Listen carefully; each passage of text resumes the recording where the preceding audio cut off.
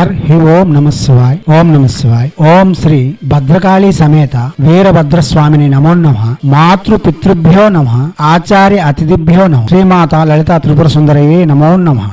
शिवशक्ति स्वरूप प्रिय भक्त मैंने हिंदू सनातन धर्म ऋषि मैंने आमर शुभ सुविधा को सुविधा करने मंत्र तंत्र जंत्र विधि विधान जगै जानी शुणी करें सब फलदाय अटे। जो कौन सी दुख आम पाखक न आनु आम भी आम जीवनटा बनई पारू। एबे शोइबा बेले सुख निद्रा मंत्र कहवा। एबे जते लोक दिन जाक कष्ट पड़े आसती परिश्रम कर आसती शोइबा मात्र जदि निद जदि आइब नहीं मुंडा बेसी गरम हेब नथिबा आलोचना जाक आसुव मनटा चांचल्य हेब। केते धन केते सुख भोग किसी थिले भी समय को जदि निद न धरले शोइबा संगे संगे जदि निद्र जदि न आइब से मनुष्य जीवनटा बहुत कष्ट काहाको भी कहि परिबे नहीं तांके निजे भोग करि परिबे नहीं संभाली परिबे नहीं। सेमती दुखटा होची निद।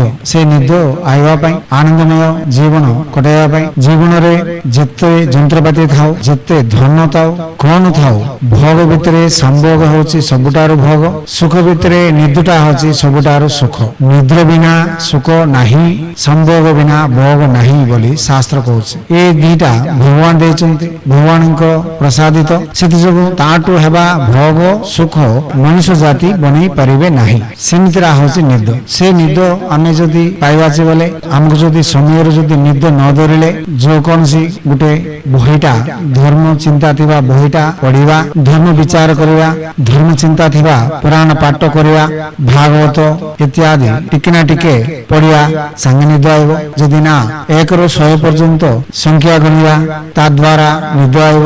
मनटा को शांत कले निद आइब। शिव राम कृष्ण नाम जपिले भी निद आइब। आमे केते चेष्टा कले भी निद आउनी बोले आगे देह को ठंडा करबा पई चेष्टा करिया देह ठंडा रखले भी निद आइब।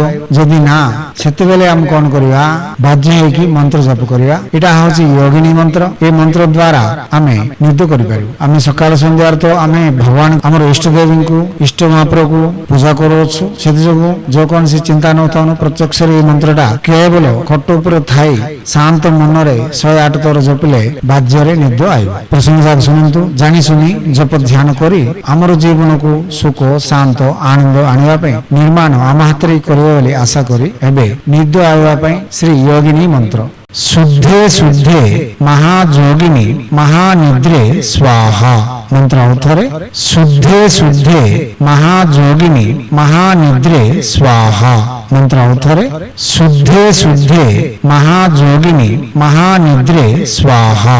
दिव्यात्म स्वरूप प्रिय भक्तगण जो कौन सी मंत्र जप कले भी आगे आमे कुलदेवता आराधना इष्ट देवता आराधना संपूर्ण करी प्रत्यक्ष ही जप करि पारबो। सब मंत्र को वाचक जप ही करबाची मानसिक उपांश जप यही तंत्र जगरे हेबो नहीं। आ गुरुंकर सम्मुखरु मंत्र ग्रहण करी मंत्र विधि जानी अष्टदिक वंदना यंत्र विधि करी जदि आमे जप करि पारबा शीघ्र फलदाय अटे। आमे आगे प्रसंग जाक सुनिबा हमर ओलारे हेबा मंत्रटा जपिबा देखिबा आसीबा फल जदि हमको संतृप्ति न दिया जाए सेते बेले गुरु को सम्मुखर मंत्र नहीं प्रत्यक्ष ही जप करि परिबे। आम पाखक आसिकी यज्ञ यंत्र पूजा करैकी भी तुम करि परिबे। जदि ना आमटू यज्ञ यंत्र करैकी भी तमे नहीं प्रत्यक्ष ही जप करि परिबे। एही जदि प्रथम रे आपण प्रसंग जाक सुनंतु अवगाहना बढ़ंतु आपण सुविधा हेबा मंत्रटी आपण जप करी आपण मनटा को संपूर्ण करबेन। जो कौन सी मंत्र जपिला भी मद्यपान मांसभक्षण परस्त्री व्यायाम हो धूम्रपान निषेध शुचि शुभ्रता पालना करबाची हिंदू सनातन धर्म रे अस्तिबा सब नियम पालना करी दीक्षा कंकणबद्ध ही